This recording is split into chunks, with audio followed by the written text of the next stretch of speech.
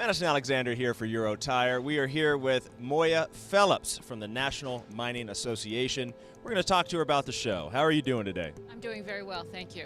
Excellent. So did this show live up to the hype? A lot of people were saying that there's going to be as many as 40% more attendees, 850,000 square foot of show space. Did it live up to the hype? It did live up to the hype. It exceeded the hype. We had 860,000 square feet of exhibits, 1,860 exhibitors.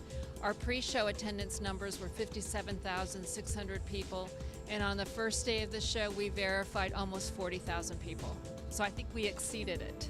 That is a lot of people, and a lot of logistics must be behind handling all this. How long does it take to set up a show like this?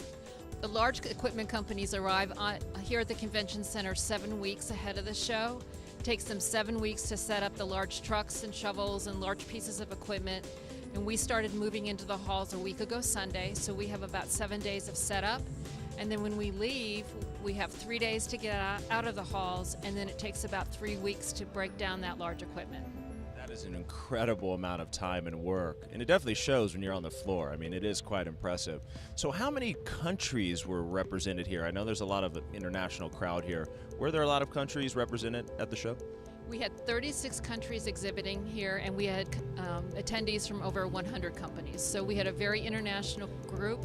I haven't seen the final numbers, but the preliminary numbers showed that about 30% of our attendees were from outside of the U.S. That's excellent, and it seems like in general the global mining industry is doing quite well with a lot of growth. Can you speak to that growth? There is a long-term bright future for the mining industry worldwide.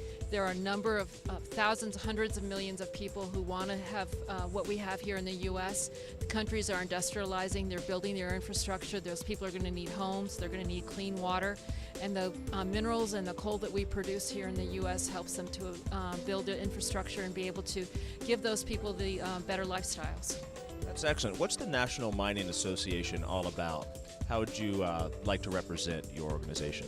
NMA is the National Trade Association for the U.S. mining industry, so we represent the industry on the national level and deal with legislative and regulatory issues as well as communications issues that affect the industry on a national level. What does the future hold for this industry? What can we look out for in the next 5 to 10 years? I think it's a bright future for the industry. I think there are challenges for every industry. I mean, the economy is not what everyone would like to see it be, but I think that we're poised to be there when the economy rebounds. And people forget that everything that we eat, everything that we use, all the electronics that we use, all the electricity that we use has to come from somewhere. So the mining industry provides a lot of the copper and gold and coal and phosphate and the minerals that we use every day. What do you like about your job? What makes you so passionate about what you do?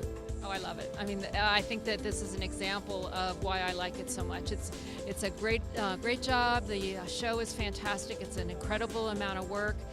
National Mining Association has a great team that works on it. We have a number of vendors who help us, but it's the energy, it's the technology that's represented here. It shows what the mining industry does best.